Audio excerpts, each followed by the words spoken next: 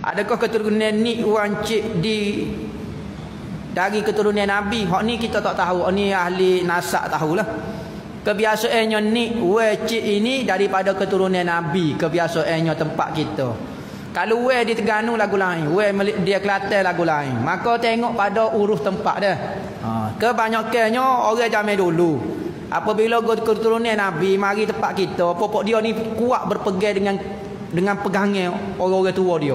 Maka pokok dia ni kebanyakannya kuat agama. Kalau di sebelah petani dulu, pokok dia lah yang mengembangkan ajaran agama.